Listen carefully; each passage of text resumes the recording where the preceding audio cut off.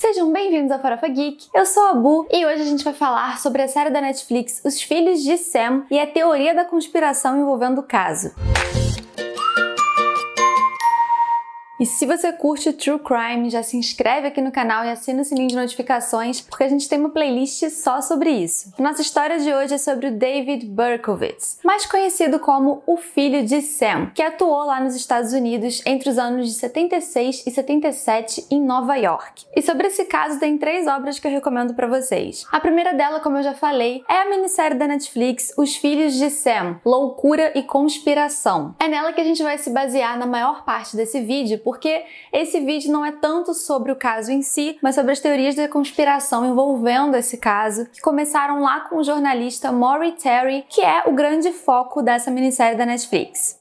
There were 8 attacks. Did you do all of them? I did not pull the trigger at every single one of them. A segunda obra que eu recomendo pra vocês é esse livro aqui, Mindhunter, da editora Intrínseca. Esse livro eu acho que pra quem curte True Crime é o livro que eu mais recomendaria vocês a lerem. Ele é maravilhoso, ele fala sobre o início da análise comportamental dos serial killers. O termo serial killer, ele começa a surgir na época que esse livro não foi escrito, mas na época que o John Douglas, que é o escritor desse livro, estava trabalhando lá no FBI. E o livro é um compilado de memórias sobre vários casos que o John Douglas enfrentou. E uma das partes desse livro vai falar sobre o caso do David Berkowitz. Se você curtiu a ideia de comprar esse livro, clica aqui no link da descrição desse vídeo, porque assim você não paga mais nada pelo livro e ainda ajuda um canal que vocês curtem. E por fim, eu recomendo o episódio lá do Modus Operandi, o podcast de True Crime da Carol Moreira e da Mabê, sobre o caso do David Berkowitz. Eu vou deixar também ele linkadinho aqui na descrição do vídeo. Esqueci de falar também que o David Berkowitz ele aparece em um episódio da série Mindhunter, que inclusive a série foi inspirada nesse livro do John Douglas que eu mostrei pra vocês. O David Berkowitz, ele também foi conhecido como o filho de Sam ou o assassino do calibre 44, porque ele matava as suas vítimas utilizando uma arma calibre 44. Então, o que ele fazia era atacar normalmente casais que estavam dentro de carros e ele atirava. Ele mirava normalmente primeiro no banco do carona, o que dava a indicar que ele preferencialmente gostava de matar mais as mulheres. Porque, antigamente, sociedade machista, o lugar do carona normalmente era o lugar da mulher e o homem que dirigia o carro. O David Berkowitz, ele foi preso em 10 de agosto de 1977, aos 24 anos, e ele atuou durante mais de um ano em Nova York. Ele não chegou a fazer vítimas em Manhattan, mas ele atacou no Brooklyn, no Queens e no Bronx. Esse caso ele ficou muito famoso, primeiro porque é um crime em Nova York,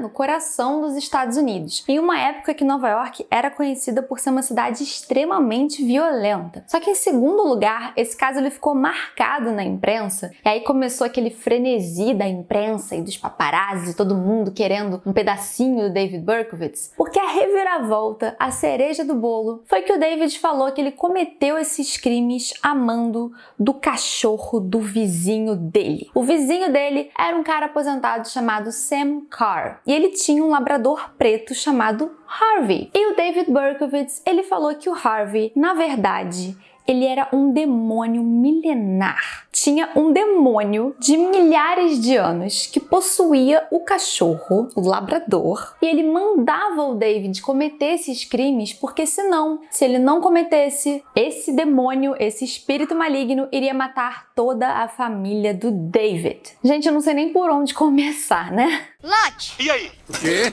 E vocês lembram que eu falei que um dos nomes desse assassino ele ficou conhecido como o filho de Sam? Foi ele próprio, o próprio assassino, que se auto-intitulou filho de Sam em uma das suas cartas. Esse assassino, ele ficou até conhecido por causa disso, porque ele mandava cartas para a imprensa e para a polícia. Em uma das cartas ele falou, eu sou o filho de Sam. E em outras, ele falava que o Sam, o papai Sam, era um cara muito mau, que batia nele de noite e deixava ele trancado. E Sam, gente, como eu acabei de falar pra vocês, era o vizinho dele. Era o dono do cachorro, o tal cachorro maldito que era possuído possuído por um demônio milenar. Obviamente, a defesa dele, os advogados, adoraram essa parte do cachorro demônio, porque eles já saíram alegando insanidade mental, para que o David não fosse a julgamento, como se ele fosse incapaz de entender, compreender os crimes que ele cometeu. Só que aí, na verdade, ele acabou confessando por todos os crimes. Ele confessou 6 homicídios e outras 7 tentativas de homicídio. Então a defesa acabou retirando essa alegação de insanidade mental e ele foi condenado a 6 prisões perpétuas. Até hoje, todos os pedidos de condicional dele foram negados. E uma coisa curiosa é que no próprio livro Mindhunter tem uma especificação sobre esse caso, porque o John Douglas, o escritor do livro, ele fala que a imprensa tinha totalmente acreditado essa balela do cachorro demônio. Só que aí o John Douglas, quando entrevistou o David Berkowitz na prisão, falou na cara lavada, assim: Tu tá blefando, você tá mentindo pra gente de cara dura. E aí ele, pra surpresa do John Douglas, aceitou o blefe. Falou: você não caiu não, né? Pois é mentira, não tem nada de cachorro demoníaco, fui tudo eu mesmo. Você vê o cara completamente manipulador, né? Demoníaco, ele sim era demoníaco. O cachorro, coitado, tinha nada a ver com isso.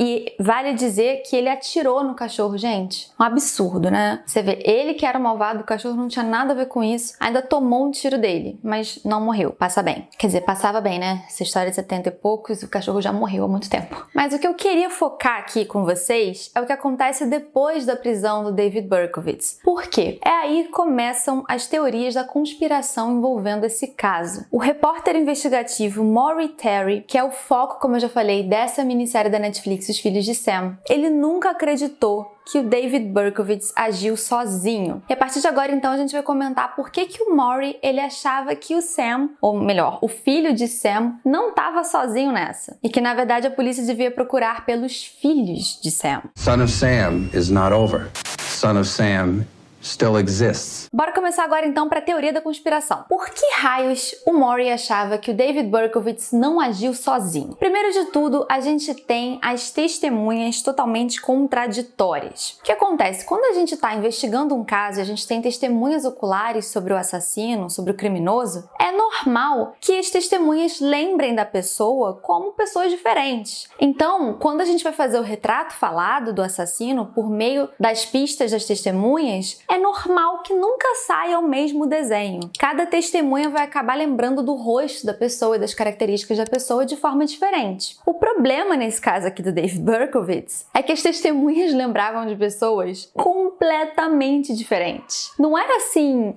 o tipo do nariz era diferente. Não. Tinha testemunha que lembrava dele ter olho claro, tinha testemunha que falava que tinha olho escuro, e o David Berkowitz, ele tem o olho mais escuro. Quer dizer, tem? Peraí, deixa eu confirmar essa informação. Ele tem olho claro, Brasil. Peraí, volta. E o David Berkowitz real tem olho claro. Tinha gente que lembrava que ele tinha o cabelo liso. E o David Berkowitz tem cabelo encaracolado. E as testemunhas não conseguiam chegar a uma conclusão nem quanto à altura dele. Tinha umas que falavam que ele tinha uma altura mediana, outras falavam que ele era mais baixo, outras mais alto. E com tantos retratos falados diferentes assim, pro Maury, isso era apenas uma prova de que ele não era o único criminoso. De que, na verdade, isso era um grupo de pessoas que estavam cometendo aqueles assassinatos com o mesmo modus operandi, ou seja, atacando casais que estavam dentro de carros no calar da noite. Uma outra ponta solta nessa história toda é o tal do filho de Sam. O assassino nessa carta fala que o nome dele era filho de Sam. Só que na vida real, o Sam Carr, o vizinho do David Berkowitz, ele tinha 2 filhos. Ele tinha o John e o Michael Carr. E lembra que eu falei que em uma das cartas falava que o papai Sam era abusivo e batia muito no seu filho? Então, na vida real, o Sam realmente ele tinha um histórico aí de abusividade com seus filhos. Então, será que não era possível que a gente não estivesse falando, na verdade, do assassino dessa carta como um dos irmãos Carr? Será que realmente o David agiu sozinho e aí ele escreveu essa carta se passando por um filho de Sam? Numa tentativa, de repente, de incriminar um dos filhos de Sam como assassino? Uma outra pista é com relação ao último assassinato cometido e a vítima do caso foi a Stacy Moskowitz. Esse último crime, antes da prisão do David Berkowitz, teve uma testemunha ocular. A moradora da região, Cecília Davisa, ela viu o carro do David Berkowitz e viu o próprio David Berkowitz na região dos crimes. Ela, inclusive, foi uma testemunha muito importante porque ela lembrou que a polícia tinha feito uma multa para esse tal do carro amarelo, que era o carro que ligou o David Berkowitz ao caso, porque era o carro dele. Ué, mas se a gente tem uma testemunha colocando o David Berkowitz no local do crime, qual é o problema? O problema é que o David Berkowitz, nessa rua que a testemunha viu ele, ela estava a algumas centenas de metros de distância do local onde ocorreram os disparos. E a gente sabe a hora exata dos outros disparos porque tiveram testemunhas que visualizaram a cena toda acontecendo. O problema é que nem se o David Berkowitz fosse um corredor exímio, fosse sensacional, assim, candidato às Olimpíadas, ele conseguiria em tão pouco tempo fazer um percurso de centenas de metros até chegar no local do disparo. Não tinha tempo hábil entre a testemunha Cecília ver ele em pé, e ela tem certeza que viu o David, e as outras testemunhas falando que viram o assassino atirando. Isso só pode indicar que o David não agiu sozinho, que ele era criminoso, que ele estava na cena do crime para que cometessem esse crime, mas de repente ele era um olheiro, estava ali só garantindo que ninguém fosse ver o crime sendo cometido. Uma outra coisa muito suspeita, que cheira muito a teoria da conspiração, tá? Mas não deixa de ser suspeita, é que, sabe que o Sam, como eu falei, ele tinha 2 filhos? O John e o Michael? Gente, os 2 filhos do Sam, verdadeiros filhos do Sam, morreram misteriosamente. Um deles morreu, ele foi encontrado morto numa cena que parecia muito um assassinato, numa cidade a vários quilômetros de distância de Nova York. E o outro morreu num acidente muito suspeito de carro. Pode ter sido só um acidente, lógico, mas a polícia encontrou ali, foi suspeito. A cena estava um pouco esquisita. E lógico, pessoas morrem. A questão é que realmente, se a gente curtir uma teoria da conspiração, a gente pode achar muito suspeito os verdadeiros filhos de Sam terem morrido depois da prisão do David Berkowitz. Até porque isso corrobora muito uma outra teoria da conspiração envolvendo esse caso. A teoria de que os filhos verdadeiros de Sam, o John e o Michael Carr, o David Berkowitz, várias outras pessoas, e inclusive Charles Manson, o famoso serial killer lá nos Estados Unidos que nunca chegou a matar efetivamente ninguém, todos eles estivessem envolvidos em uma seita satânica chamada O Processo. Essa foi uma teoria criada pelo Maury Terry, porque o Maury, assim como o David Berkowitz, ele era de Yonkers, que é essa região lá de Nova York. Ele era praticamente vizinho do David, então ele conhecia muito bem a área. Depois que o David foi preso, ele começou a analisar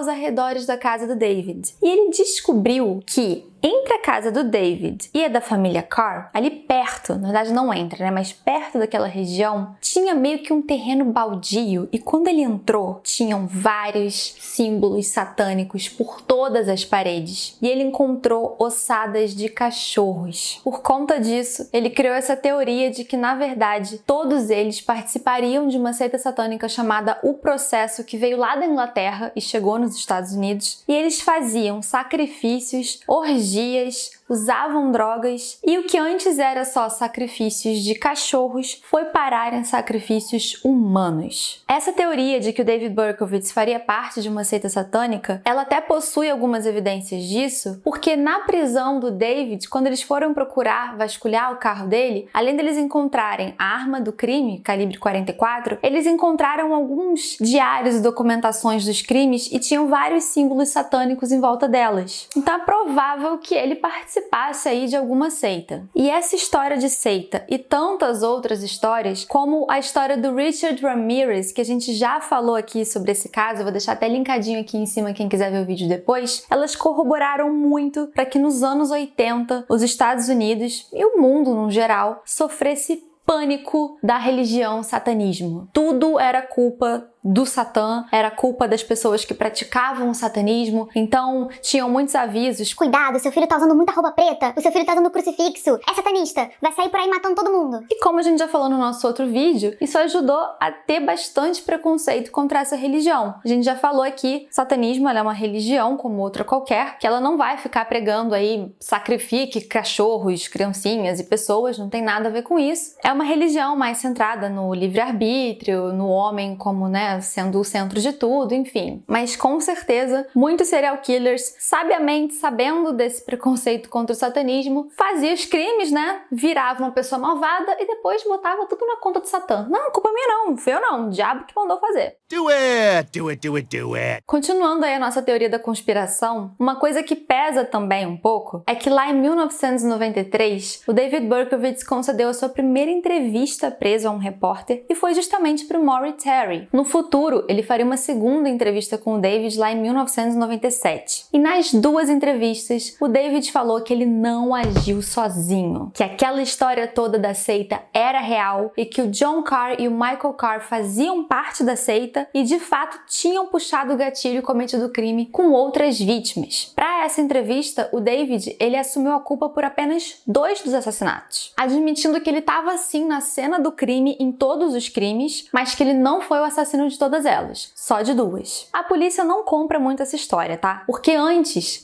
dele ir a julgamento, quando ele foi preso, ele assumiu a culpa por todos os crimes. Então, se você assume a culpa por todos os crimes, é condenado, e aí na prisão você volta atrás, pra polícia ficou parecendo só uma sacada do David para ele conseguir sendo famoso, pro caso continuar atraindo atenção. Foi uma forma do David falar exatamente o que o Maury queria ouvir, não o que fosse necessariamente verdade. Mas já pro Maury não. Pra quem acredita na teoria da conspiração, na verdade isso só prova que a polícia não investigou o suficiente. Ela aceitou a confissão de uma pessoa sem fazer o trabalho dela de investigar as outras alternativas. Porque ela estava tão louca para fechar o caso, porque esse caso estava prejudicando a política, né? A futura reeleição de um prefeito, a troca da administração. Tinha uma pressão social tão grande para a resolução do caso que quando chegou um cara falando que era culpado por tudo, a polícia não quis saber de investigar mais. Mas uma outra coisa que pesou nessas entrevistas contra o David é que quem vê parece muito realmente que a entrevista foi guiada ao longo de todo o tempo. O que eu quero dizer com isso? O Maury, quando ele falava as perguntas pro David, ele já falava na pergunta-resposta. Do tipo: Você não matou a Stacy, né? Foi o John Carr que matou, né? E tinha outras pessoas com você, não tinham? Ele já ia falando. Isso do fato do Maury conduzir todas as entrevistas dessa forma fez ele ficar muito desacreditado e fez com que as pessoas achassem que não, que na verdade o David estava só jogando com o Maury, falando exatamente o que ele queria saber, ainda que não fosse verdade. E para terminar nossa teoria da conspiração, é importante a gente falar que o Maury, ele tem uma legião de pessoas que acreditam que ele tá certo. E esse coro, ele é engrossado por 2 pessoas muito importantes. A primeira é o Carl Denaro. O Carl, ele foi um dos sobreviventes do filho de Sam. E ele jura de pé junto que o David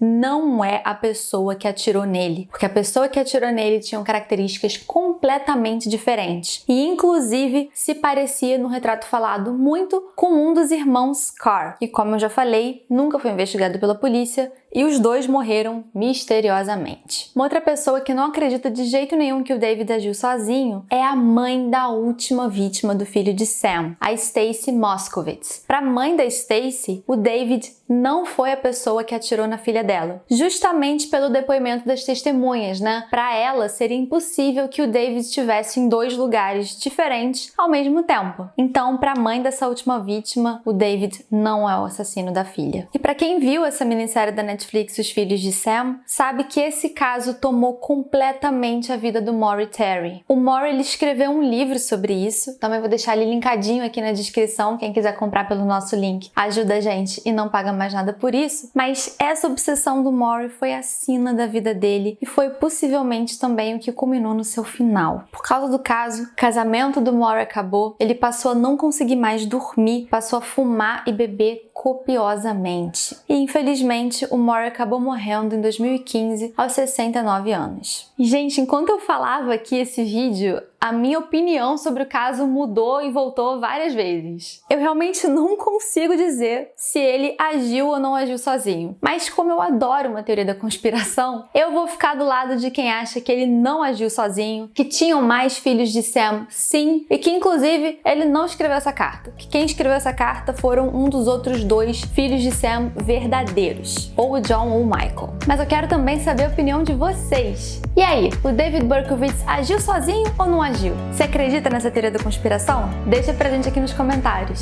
E não se esquece, se você curte True Crime, se inscreve aqui no canal e assina o sininho de notificações, porque eu adoro fazer essa playlist, gente. Ela só existe graças a vocês. Um beijo e até a próxima!